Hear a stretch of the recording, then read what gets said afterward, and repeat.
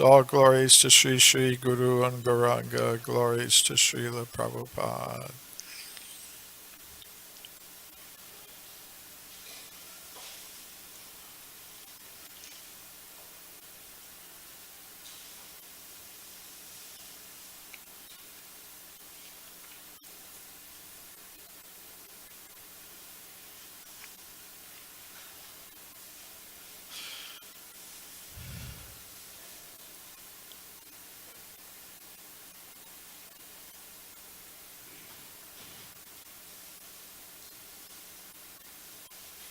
Om Namo Bhagavate Vasudevaya.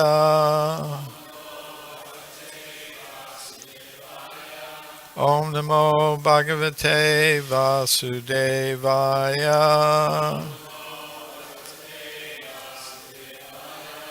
Om Namo Bhagavate Vasudevaya.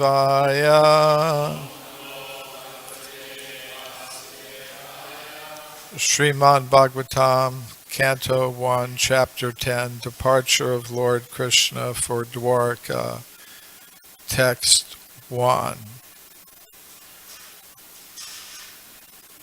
Shaunaka Uvacha Hatva Swarikta Sprita Atataino Yudhishthiro Dharma Britam Varishtaha Sahanujai Pratyavarudha Bojanaha Katam Pravrita Kim Akarashit Tataha Shaunako Vacha Hatvasarikta Sprida Atataino Yudhishthiro Dharma Britam Varishtaha Sahanujai Pratyavaruda Bojana Katam Bravitan Kim Akadashi Tataha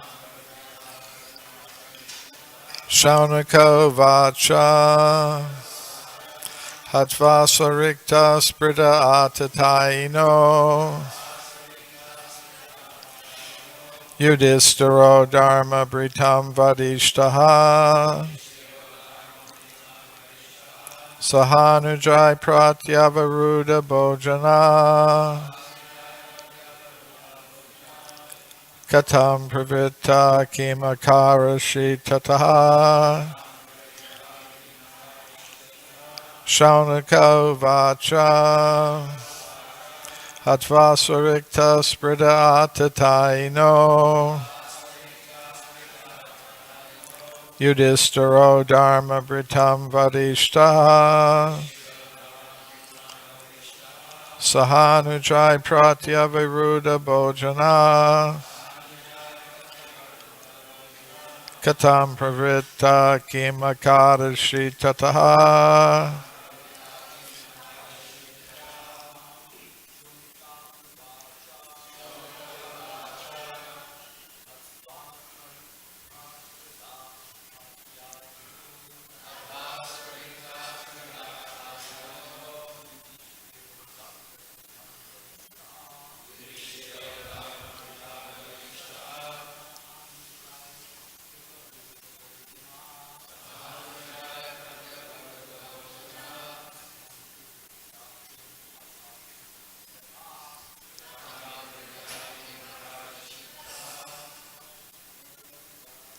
Shaunako Vacha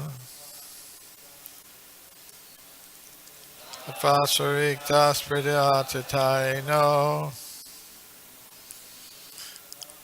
Yudhishthiro Dharma Britam Varishtaha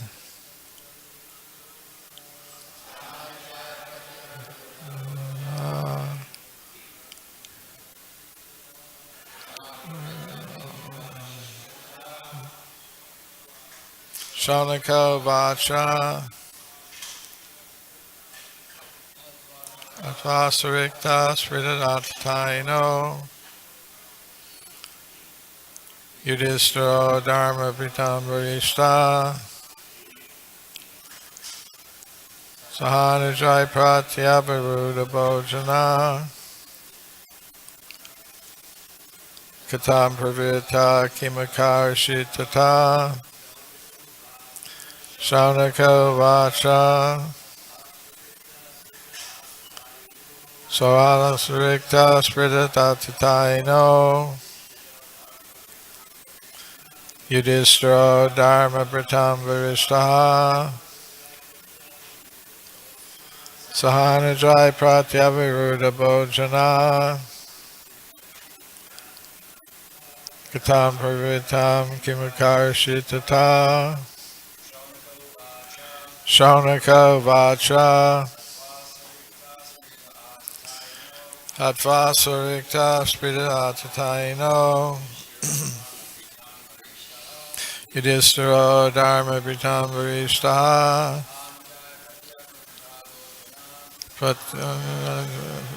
Vojana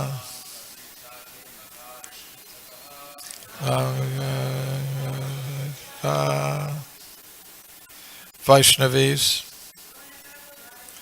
Shaunaka Vacha Advasarikta Spridhatataino Yudhishthiro Dharma Pitambarishta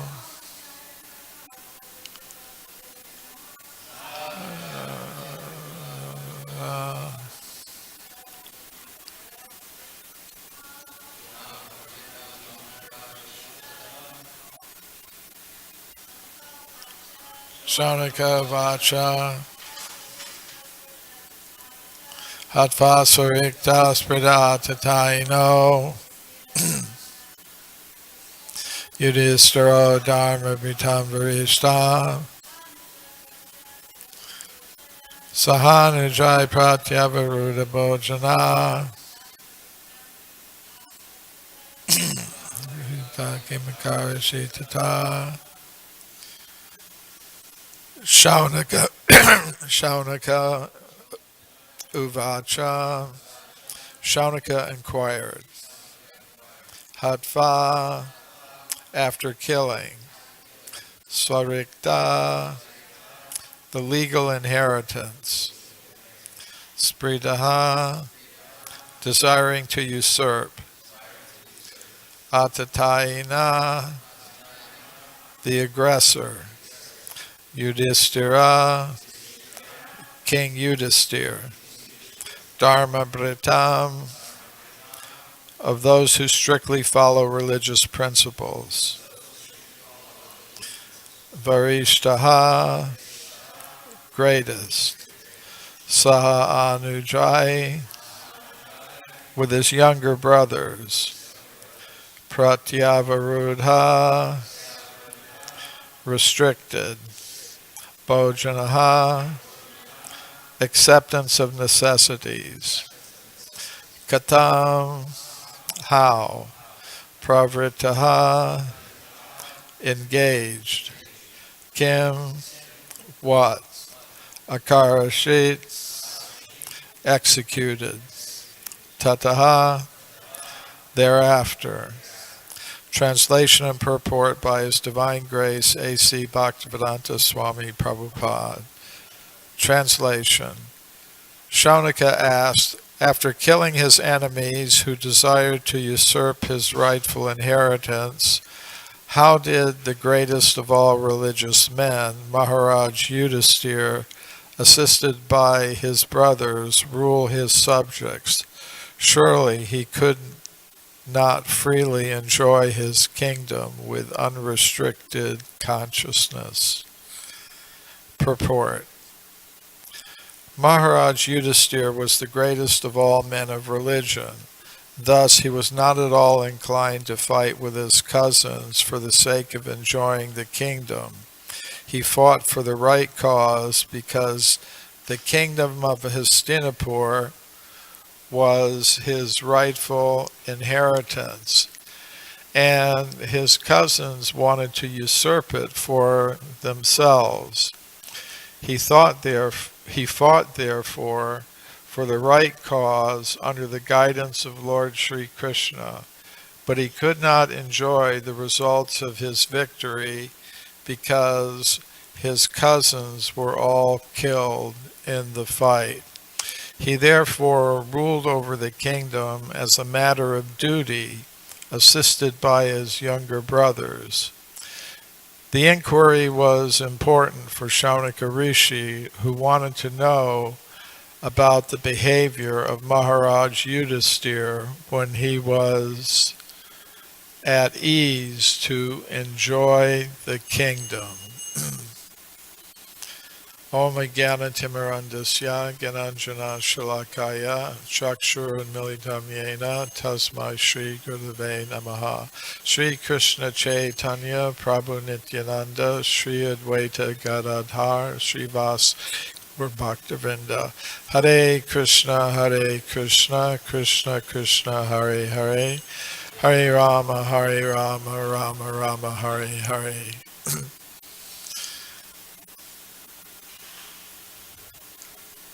So in preparing for this class, I followed in the footsteps of Tattvavid Prabhu, who consulted the Veda base to see if Srila Prabhupada had given a class on the verse that he spoke on yesterday, the last verse in the 9th chapter. So I thought I would check and see if he'd given a class on today's verse, and he did in Mayapur in 1973. And he made some interesting points. One of the things that Srila Prabhupada pointed out was that some people, they don't like very much the first part of the Srimad Bhagavatam because, it's talking about warfare and battles and religious principles, and the nature of creation is going to be coming up and things like that. They want to jump right to the Rasa Leela, to the 10th canto. But he said, Bhaktya Shruti Grahitaya, the process of devotional service, of bhakti yoga, has a firm foundation in the Shruti, or the primary Vedic literatures like the Vedanta Sutra. He pointed out that the Srimad Bhagavatam begins as a commentary on the Vedanta Sutra. It repeats one of the first verses from the Vedanta Sutra in the first verse of the Bhagavatam, Jadmadhyasya Yataha.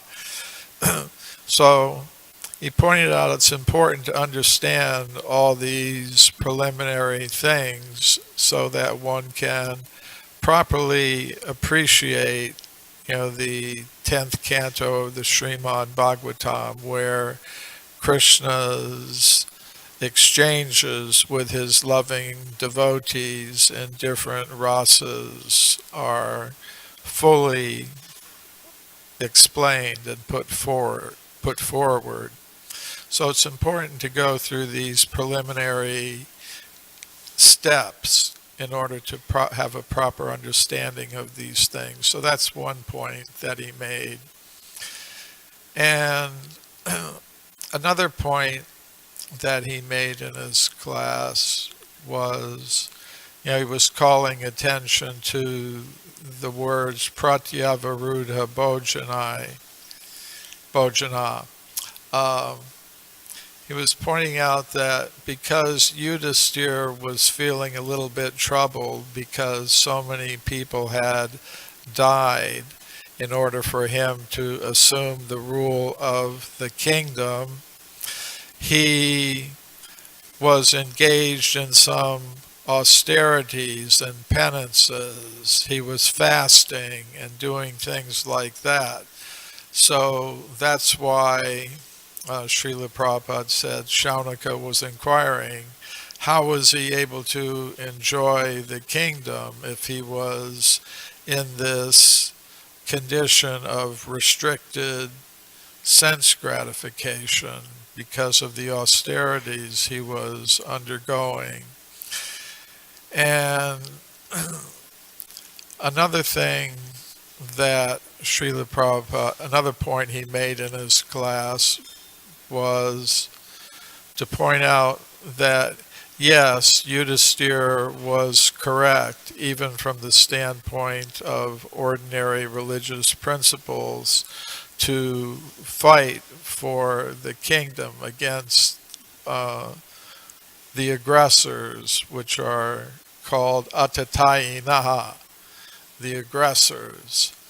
And Srila Prabhupada pointed out that in the Vedic literature it's mentioned that there are different kinds of aggressors, those who come to steal your property, kidnap your wife, set fire to your house, take your wealth, and it's legitimate for someone to respond to such aggressors by killing them according to religious principles. So, in this verse, Yudhisthira is described as Dharma Britam Varishtaha, the best of those who strictly follow the principles of Dharma or religion. So it's an intricate topic. What is Dharma? What are the true religious principles that one should follow? And even though Yudhisthira is being called, Dharma Britam Varishta, the best of those who strictly follow the principles of Dharma, he even got into a little bit of difficulty on the battlefield of Kurukshetra. Because in one sense, Dharma is described by Lord Krishna in Bhagavad Gita, Sarva Dharman Parityaja Mamekam Sharanam Raja Aham Tvam Sarva Papebhyo Mokshayashami Ma Suchaha. Just abandon all kinds of dharma, or as Srila Prabhupada translates it in Bhagavad Gita as it is, abandon all varieties of religion. And that phrase I've always found very interesting, that God is saying abandon all varieties of religion. Of course, he's not really saying abandon all varieties of dharma. It's like in the Srimad Bhagavatam, it says dharma kaitava projita tra. The dharma kaitava, the cheating kinds of dharma, the inferior types of dharma, that is what is to be rejected. But there is a real dharma, Sanatan dharma, that we're supposed to accept. That type of religion, religious principle, that type of dharma we're supposed to accept. And how do we know what is the real dharma? Dharmantu shakshat bhagavat pranitam. Dharma is prescribed only by the Supreme Personality of Godhead. So following the instructions of Lord Krishna, of the Supreme Personality of Godhead, is the Supreme Dharma.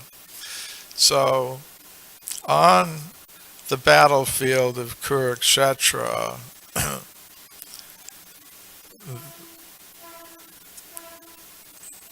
there was a situation where Dronacharya was attacking the Pandavas very strongly and was prevailing.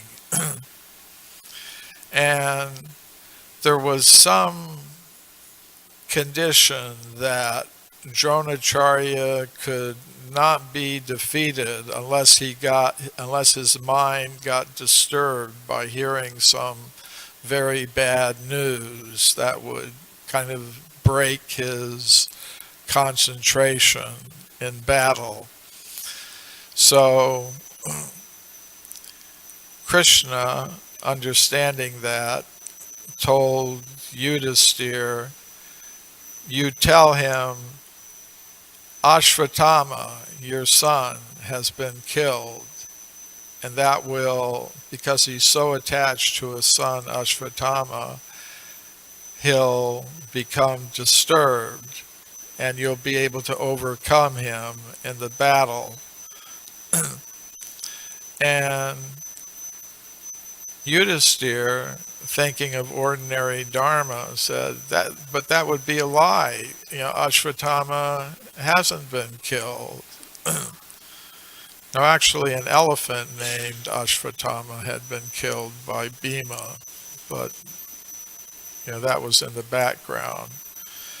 So he was thinking, I've never told a lie in my entire life. I'm Dharma Britam Varishtam, the best of the followers of the principles of Dharma. So how can I do that? So, he compromised a little bit and said aloud, Ashvatthama has been killed. But under his breath, he said, Ashvatthama, the elephant, has been killed. And Srila Prabhupada says several times that because of that hesitation, he later had to have a vision of hell that was a little disturbing to him later on in his life. So,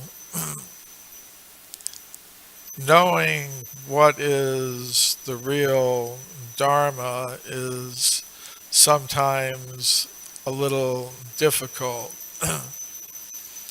How do we understand what we should do? And, Srila Prabhupada explains an important principle. Because we could think, Krishna says in Bhagavad Gita, Sarvasya Chaham Hridisana Vishto Matyasmatir Jnanam Apohanam Cha, I'm in your heart, I'm giving you knowledge.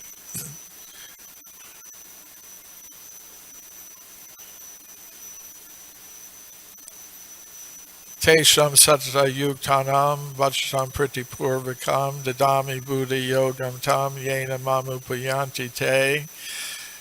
If Krishna says in the Bhagavad Gita, if you perform devotional service with love and devotion, I within your heart will give you the intelligence to come to me. So we could be thinking, okay, I know what I should do. I should do this or that. And it's Krishna within my heart telling me. So let me just do it. Now, if one is actually situated on the platform of pure devotional service, one may be able to take instruction directly from Krishna like that. But Srila Prabhupada pointed out in a lecture he gave in London in 1973, he says we, and when he says we, he meant you, his disciples. He said, we shouldn't think I'll do something and then concoct and imagine the idea that Krishna is pleased with it.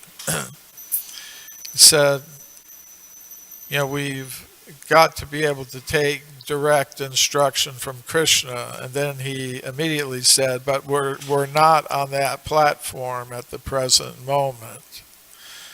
So we have to confirm our idea with the spiritual master, with Krishna's representative. We don't concoct, some dharma, some idea of what we should be doing. It's just like Srila Prabhupada, he didn't one day sit by himself and decide, my mission in life will be to go to the West and spread the Krishna consciousness movement in the English language. It didn't happen like that.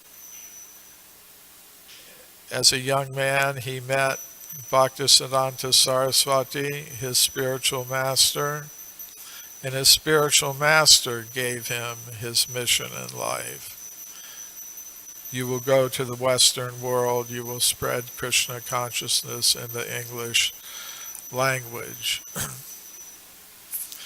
So in one sense, knowing what our dharma or duty is, it can be very simple in one sense and a little more intricate in another sense. We have our principal practices of devotional service, that are part of our dharma, our Sanatan Dharma, our practice of bhakti yoga for coming to the platform of pure love for Krishna. There are basic principles that we all vow to follow, when we take initiation. We vow to chant our 16 rounds of the Hare Krishna mantra, avoid meat eating, gambling, intoxication, and illicit sex. There are certain principles of devotional service that we all follow. We can all understand that's part of our dharma. In the Nectar of Devotion, Rupa Goswami says, there in devotional service, there are three kinds of activities. There are the normal regulative principles that are always followed. Then there are emergency activities, and then there are desired activities. But that last thing becomes the more problematic thing, because we can all understand the regular practice of devotional service that we're all supposed to engage in. That's pretty clear. Emergency activities, well, we can accept that. If all of a sudden, a pipe burst in the room and, even though you're not the plumber or whatever, you have to take some emergency activity, to deal with the situation. But the desired activity, that becomes a question. Now, it's stated in the Bhagavad Gita, for that one who is purely self-realized, there is no duty that's imposed upon one by others. One becomes self-illuminated. One understands directly from Krishna what one's duty is. That's a particular level of devotional service, but on our level, we have to take guidance. We may be inspired from within, but we need to have our desire to serve Krishna in some particular way confirmed by the spiritual master and other spiritual authorities. This is one of the purposes of living in a society of devotees. Tandara Charana Seve Bhaktisani Vas. One should serve the acharyas in an association of devotees. That's a general principle of devotional service. It's one of the reasons why Srila Prabhupada established a society of devotees, the International Society for Krishna Consciousness, so that we can serve Krishna in the society of devotees and get some understanding and confirmation of our particular desires to serve Krishna in some particular way. I know myself, I came to the Krishna consciousness movement desiring to serve Krishna by writing. I had some desire like that. But somehow or other, I had to get confirmation of that desire from the society of devotees that I found myself in, our society. And I remember coming to the Miami temple early in my career in devotional service, and the temple president there asked me, okay, you want to come and join this temple, what do you want to do? And I said, I want to serve Krishna by writing. And he said, that's a nice idea. Srila Prabhupada writes, our acharyas have written, but it has to be done in the mood of service, not self-aggrandizement, which is one of the points that's being mentioned here, that Yudhisthira didn't want to be the king so he could enjoy lots of sense gratification. He did it as a duty on the instruction of Lord Krishna. Actually, he and Arjuna didn't want to fight to get control of the kingdom, but Krishna wanted it, Krishna ordered it, so they did it. Out of duty. That was their dharma. But in any case, the temple president told me, yes, that's a nice idea, but you have to develop a service mentality. So my recommendation is you take up some service in the temple, and in your spare time you try to write some articles for Back to Godhead magazine. So, that's what I did.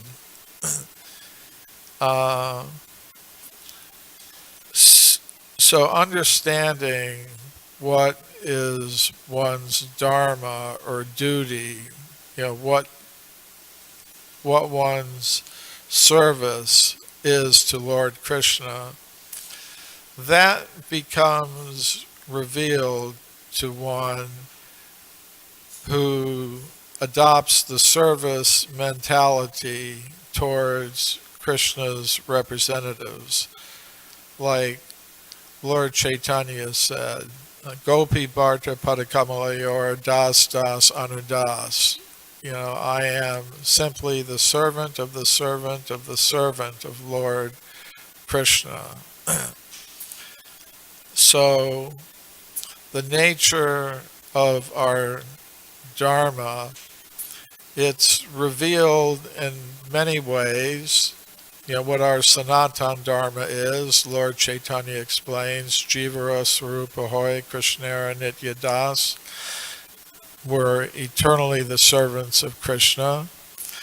But exactly what that service is only becomes revealed as we surrender more and more to Krishna's representatives,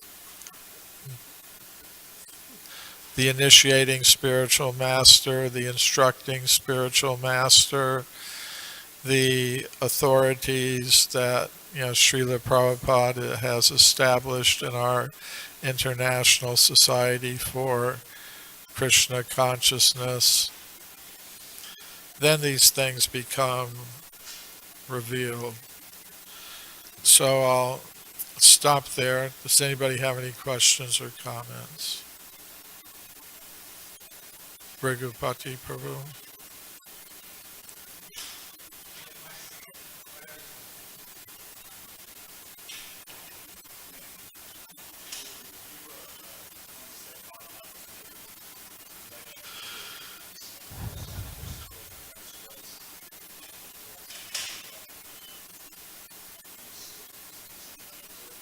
Pastimes of Krishna are described and not spend time, on the preliminary understandings.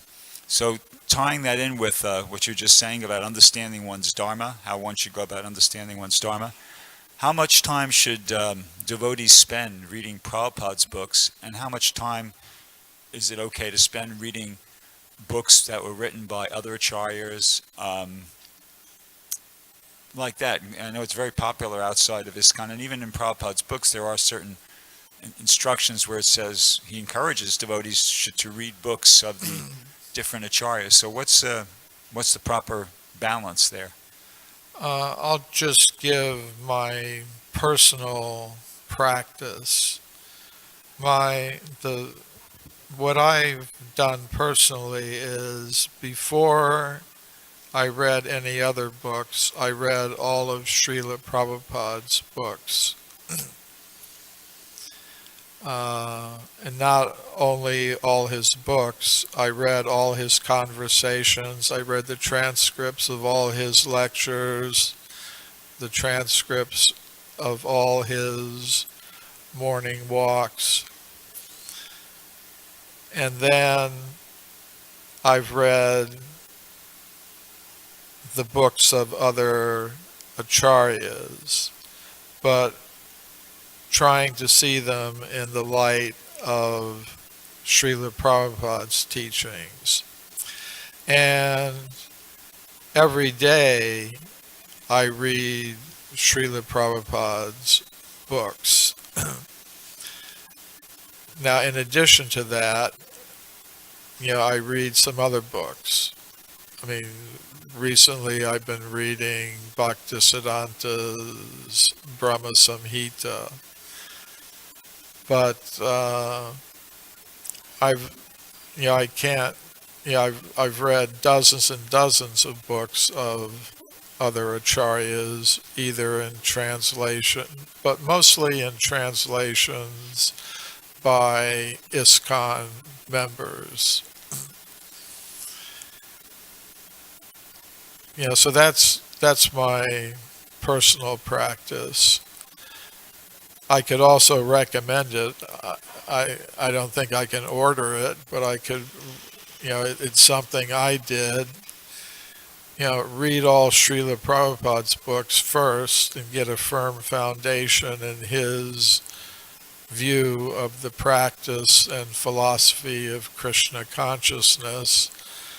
And then, with that firmly in mind, go on to other things. If it's not necessary, I think Srila Prabhupada's books are sufficient in themselves to guide one on the path of Krishna consciousness.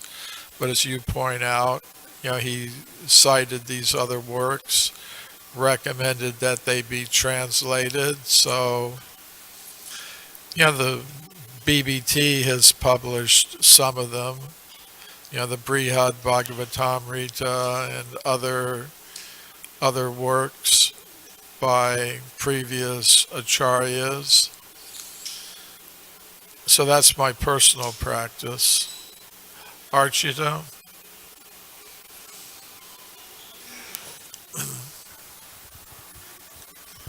Hi, Prabhu. Thank you for a very well presented class. Just a comment on Brigapati's question, and then I have a question. I mean, we've dealt with this since time immemorial.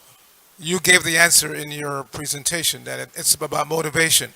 Why do we feel the necessity to go back, and where do you stop? Do you stop at Bhaktisiddhanta? Do you stop at Vishwanath Chakravarti? Do you go back to before Lord Chaitanya? What is the motivation? Prabhupada firmly established it. This is sampradaya. This knowledge is coming down unbroken. So what he's given us is exactly what's been there before. And even when Prabhupada was here, devotees were, when we first went to India, they were so enamored of Loy Bazaar. You could find so many books about so many things. And Prabhupada said, stop. Prabhupada, stop. Why are you doing it? I'm giving you everything already. It's already here in my books. So, again, we can't order anybody to do anything, but become firmly grounded in Prabhupada's books, and you already have everything. And then in the mood of service, if you need a particular topic to be researched for an article or something, fine. But you don't need to just abandon Prabhupada's books and start reading everything out there. You'll just become confused. That was Prabhupada's point. My question was regarding Yudhishthira. If somebody like Yudhishthira, who's never made a mistake his whole life, and just by hesitating to tell a lie, because Ashwatthama is still alive. Ashwatthama is not dead. We know from the Shastra that he's wandering without company somewhere on this planet. It's sort of stated there. So he's not dead. he didn't even get killed at the end of the war. He's not dead. So Yudhishthira hesitated to tell that lie. And for that, he had to see a vision of hell. So where's there any hope for anybody else who their whole life has been lying and stealing and misrepresenting? Where is there any hope? Why doesn't everybody else have to go to hell if he had to see hell just for telling one lie that was ordered by Krishna?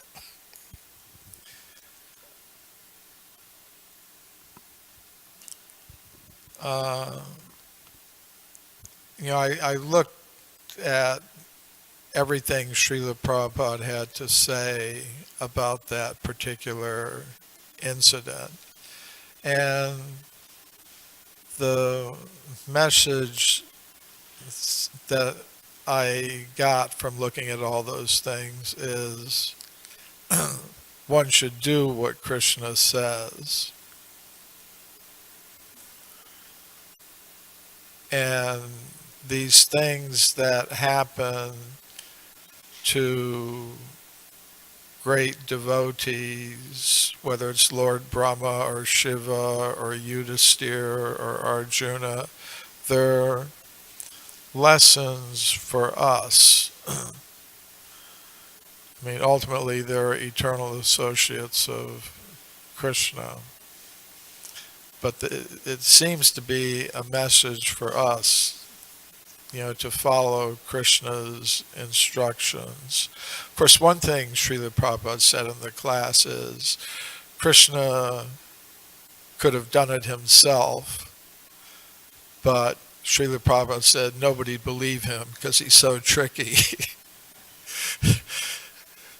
Yeah, so he had to put Yudhisthira up.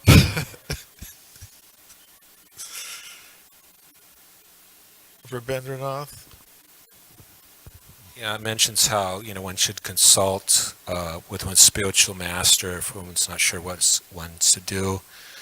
But what if one's in a situation, let's say one's spiritual master is no longer present on the planet.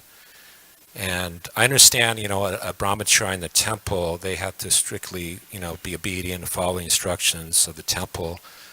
But it seems like the other ashrams are more independent, like the sannyasis and the householders. So how do they act as far as what are they to do if they think they want to do this type of preaching or that type of preaching?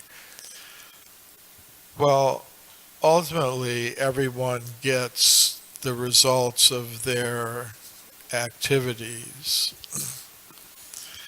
So you could say if someone, it's hard to imagine somebody that considers themselves to be a member in good standing of ISKCON, not being,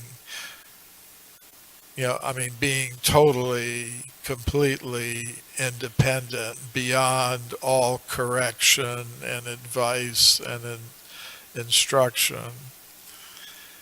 It may be that there are some, but then ultimately it'll be between them and Krishna then. And everyone has to accept the results of their activities, as the example of Yudhisthira showed even. Naikatma? Thank you. Just to add on to what you've been saying, how important it is, or ultimately we have to surrender and accept what Krishna wants and do his bidding. But just to add on to that, it's an indicator. There's also a very important point in that the practice of Krishna consciousness is like a razor's edge. Just a little bit of inattention can cause the greatest harm. So, in addition to making Krishna our his desire, our desire, in the execution of Krishna consciousness, a person should be very, very attentive and understand that even a little inattention could create a major, major problem in one's life. Very good point. Oh, sorry. Didn't see you.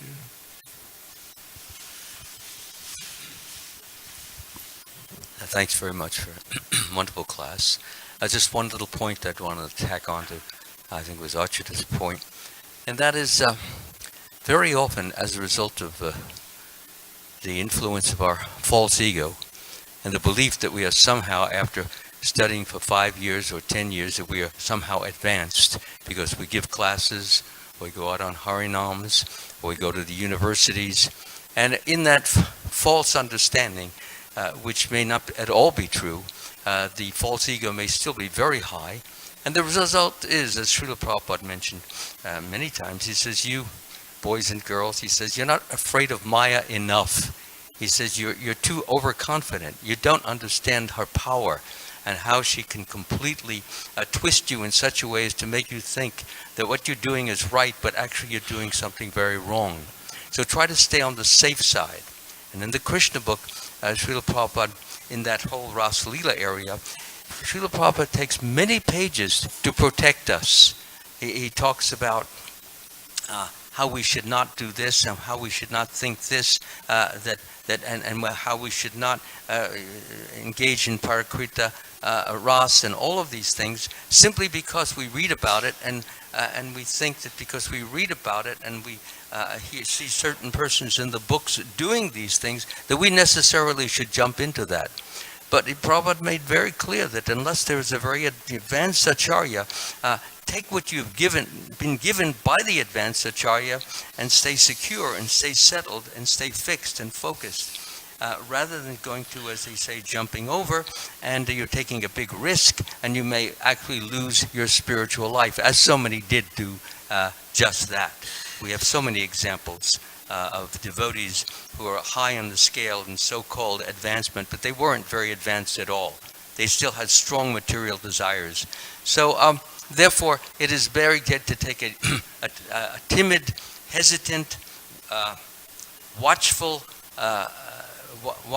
attitude in dealing with these very sensitive, dangerous, risky activities. There's one devotee, I won't mention names, but he comes over to me sometimes while I'm doing my japa on the street, and he says, have you read this particular book? Happened to be something by Krishna Das Kaviraj. It's for very advanced souls, actually. And I said, no, I haven't. He says, you don't know what you're missing. He has no program, he has no morning program, he has no evening program, he has no program. He has his own program, which is no program, which is no advancement, which is go nowhere, and associates with persons who have who not, haven't even taken the first step in Krishna consciousness. So what I'm trying to bring out is that, and this is a person who's very confident that what he is doing is right, and he believes that he is he's a gopa, okay? So he can afford to take these chances. So this type of madness, that's what it is, nothing but madness, thinking that I'm something that I'm really not, but I can't think that I'm not, because